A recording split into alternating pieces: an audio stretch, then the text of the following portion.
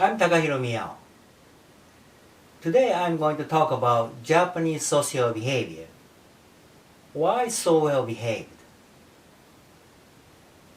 The Japanese are well known for their good behavior and good manners, at least in public. There are a couple of examples which have been widely publicized in the world in this respect. First example is the amazingly good behavior on the part of who were hit hard by the great earthquake and tsunami in the Tohoku region of Japan back in March 2011. Despite the severe hardship, of course, those who were affected by the disasters maintained very good social order. For example, they orderly lined up to receive the relief supplies one by one without much disturbances, but without much complaints. There were virtually no cases of looting, which is often observed in the disaster-stricken areas in other countries.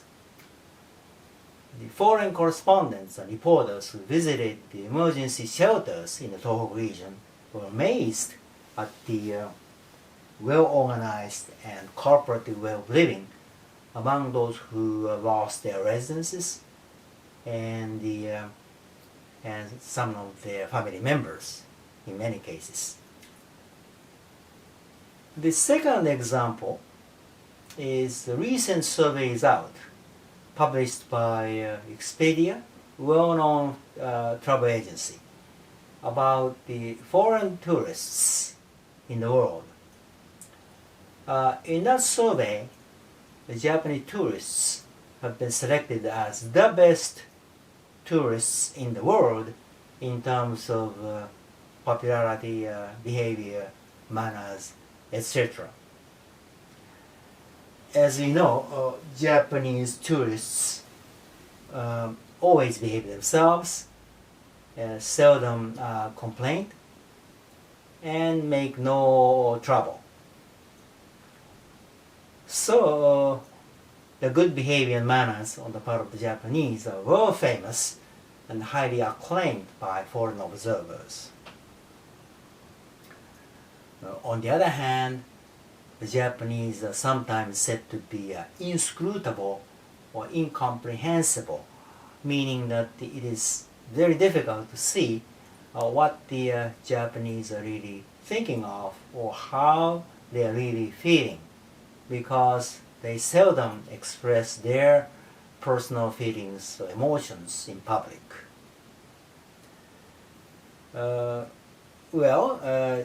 Japanese do express their feelings and emotions, not necessarily in public, but among the close friends, the colleagues, and family members.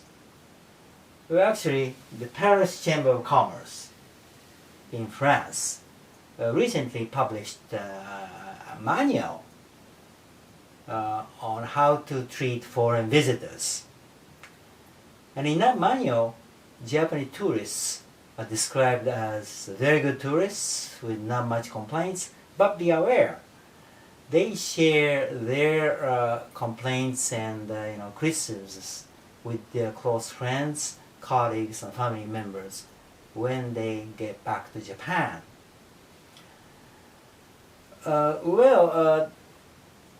Take the typical Japanese workers or salaried man, so to speak.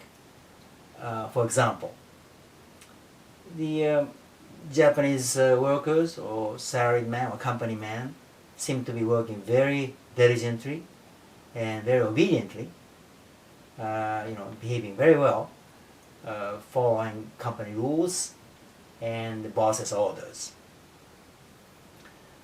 Therefore, some foreign observers say that the Japanese tend to have strongly group-oriented.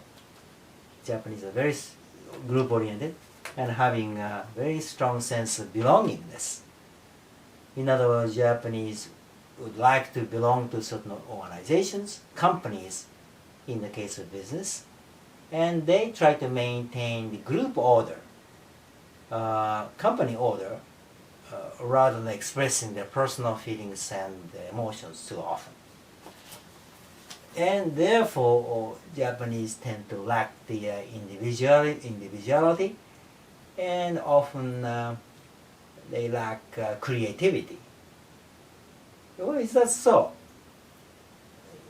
Certainly, Japanese workers or salarymen seem to be working diligently and obediently, but after work, they go out to drink or two with their colleagues and sometimes with their boss.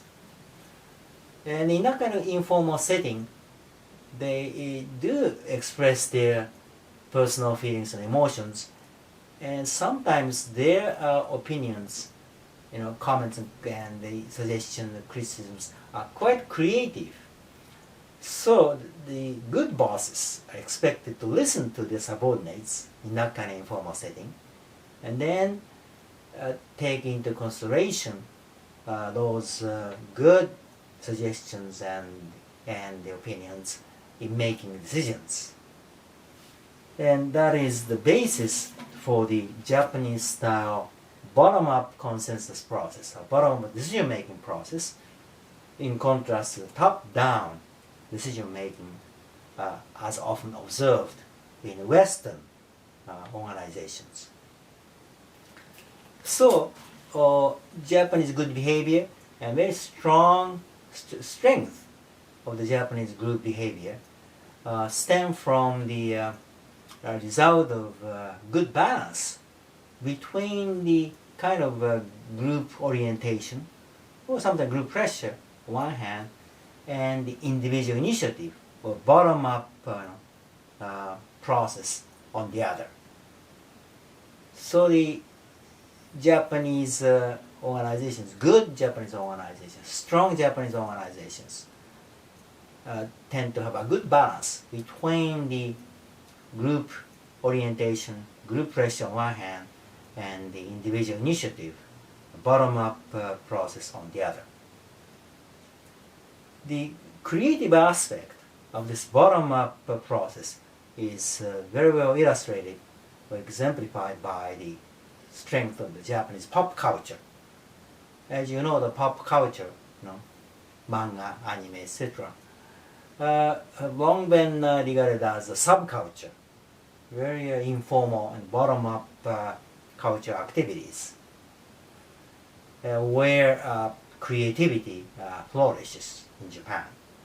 Nowadays, Japanese pop culture is being recognized as a part of the mainstream culture activities. So that's really the strength of the Japanese pop culture activities these days. Well, hopefully that can help explain the Japanese social behavior and make Japanese a little bit more scrutable or comprehensible. Well, that's about Japanese social behavior. Thank you for viewing.